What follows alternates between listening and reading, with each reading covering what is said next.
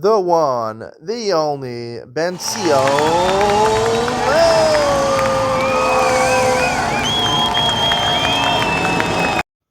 Okay, good morning and welcome to Yeshiva YouTube. Iyun Benzion. Today's daf is Nazir daf Mem Daled, number 44. The Gemara talks about the Mishnah on Mem Daled and Aleph, and has a bunch of questions trying to figure out the sources. There's different stringencies by all three surim.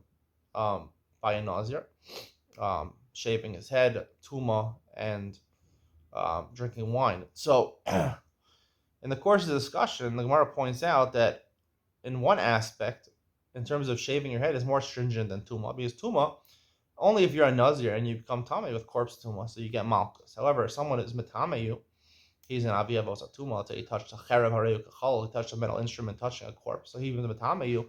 He doesn't get malchus for doing that to you. However, when it comes to a Nazir, when it comes to cutting your hair, so the Nazir who gets his hair cut obviously gets malchus for violating that, but also the barber, he's not a Nazir, he cut his hair, they both get malchus, right? And the Gemara learns it out. Tar lo yavar al rosha, karbe lo yavar. It says yavar without a vav, so you can read it yaver and yavor. Yaver, the person who got the haircut; yavor, the person who's giving the haircut.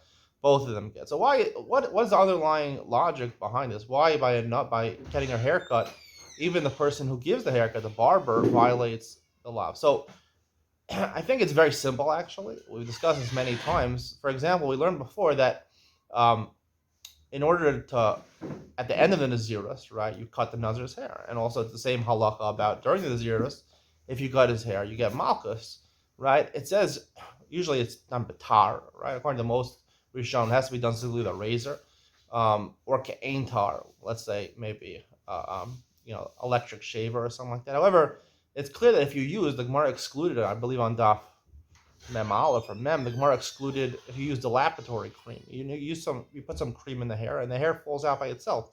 There has to be a ma'aseh gilua. It's clear that by a Nazir, both at the end of his Nazirus and both to violate the Nazirus during the Nazirus getting a haircut, there has to be a ma'aseh. You have to actually do something, either take a razor or use an electric shaver or something like that in order to remove the hair. That's the isser, removing the hair. Obviously, the Nazir, right, who gets his hair removed, he's a Nazir. He's not allowed to let that happen. To get his hair removed, so he gets malchus. But the real isser of tigalachas is the maisa. It's the action. So even the barber who does the action, he's the one doing the action. Obviously, the one who's getting his hair cut, right, also violates the action. Now, there's a different question the Gemara Makos brings up. It's a lav shem al maisa. The person who's getting the haircut, right, he didn't do anything. So even though he gets his haircut, how could he violate the lav? So it's talking, the Gemara said it's talking about where he moves his head. Usually when you get a haircut, the barber has to move your head a little bit, there. So everybody's moving his head. We assume he moved his head. So therefore both can get malchus, because really the issue is a maisa.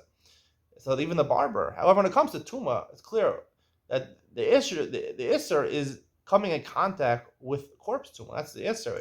It's the totzah. It's the fact, the mitzias, that you're tame. It's not about the act that you're going and being matame yourself. It's about just contacting tuma. If tuma comes to you and hits you, and you allowed it to happen to you, it wasn't an onus. So it's your problem. It's about the result. It's not about the action. It's about the result. The result is your matame. So therefore, even someone who goes and consciously, he's not a Nazir, he's matame you, it's not his fault, because the isser is to become tame.